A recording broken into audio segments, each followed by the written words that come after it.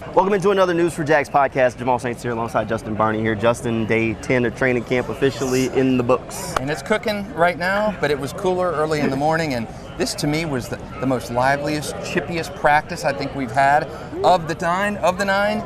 Guys itching to hit, some big hits, and I really liked what I saw today. I don't know. I don't know if Doug Peterson would agree with you on that one. He kind of paused practice in the middle, had a big group in there. Generally, when coaches do that, it's not a positive conversation. Just maybe my experience in the teams I've been on. So I don't know. I wouldn't say it's necessarily chippy, but there are definitely some things we can take from it. Full pads. Guys are definitely itching for a little bit more contact as they kind of inch toward that game. We're officially less than a week out from the first preseason game of the year against the Cowboys. So Press Taylor earlier said that they're not going into game prep just yet, but right now they're still just working their stuff, but that is right around the corner. Yeah, and to me, I guess chippy was the wrong word. Very physical practice today. Guys were hitting, there were guys on the ground. I think that's why Doug may have called the pause practice and say, hey, let's lighten things up. But I loved what I saw today. I thought Gerrit Prince had a great day. I thought Engram had a fantastic day catching the ball. And Calvin Ridley, what can you say? He had a catch today that I think was the catch of camp.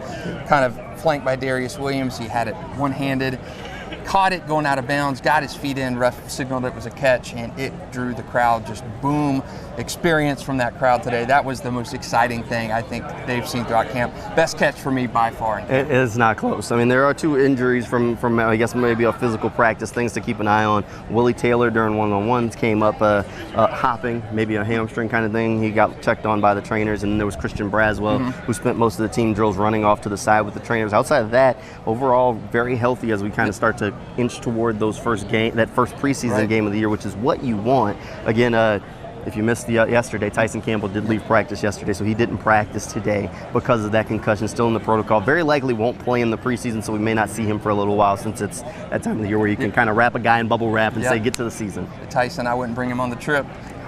Trevor Lawrence, I would not give him a plane ticket. Travis Etienne, I would not check it. You can give him a plane ticket. None of those guys should make that trip to Dallas. I don't want to see any of them anywhere near a field next week. I want these guys healthy. And I think in training camp, I mean, knock on wood, has been a pretty healthy camp so far. The Tyson injury yesterday in the stadium practice, concussion, a little bit of cause for concern, but he was back out on the field afterwards. Tyler Shatley had an AFib issue that Doug Peterson brought up. He has been back in practice, so not as serious as it could have been. Anytime you're talking heart, though, you want to make sure everything is good. But Tyler's been back out at practice. And I think, to me, the takeaway today, these guys are ready to hit somebody else. They want to pop. There have been some physical practices we've seen, but I think today was as physical as you could get without full contact kind of practices. Really liked what I saw today, and to me, I think Gerrit Prince, he's my tight end number 2 right now behind Engram. He has looked phenomenal. So you've seen what you wanted to see, I think, of Doug Peterson. He's not the tight end number 2, but he might be Justin's tight end number 2. Keep in mind, if Doug follows the very similar path or pattern from what he followed a year ago, the most physical practice of training camp is going to come the practice after the preseason game. After that Hall of Fame game where none of the guys played, they went with that full padded practice with some big hits around left and right. So that might be something to keep an eye out if he follows a similar pattern this go around. That's when you were still in Canton from the Hall of Fame game, and the beautiful Travis Etienne hit. I think it was Cisco on Etienne violence on the sideline. Hardest hit I've seen at a training camp practice. Yeah, so definitely something that could be right around the corner as they kind of start to ramp up with that. A couple of guys that kind of continue to turn heads. I think we got a chance to look at one-on-ones. You just got to talk to Cooper Hodges. Cooper's been having a fantastic training camp.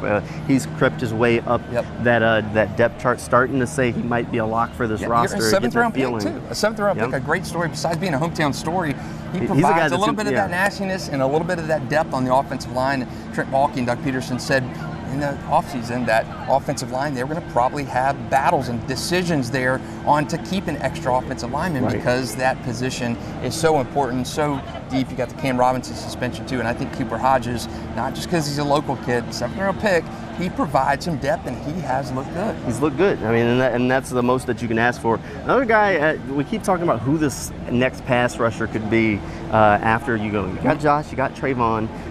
There hasn't really been a guy there. Jordan Smith hasn't come on the way you really hoped that he might. That's why I wanted to make sure I mentioned the Willie Taylor coming up. He's a guy that played in the XFL. He's looked okay during drills, and he's a guy who could be an option to give them at least a little bit of juice there, because he's not just an undrafted guy or a rookie. Right. He's a guy who's played professional football at some level before.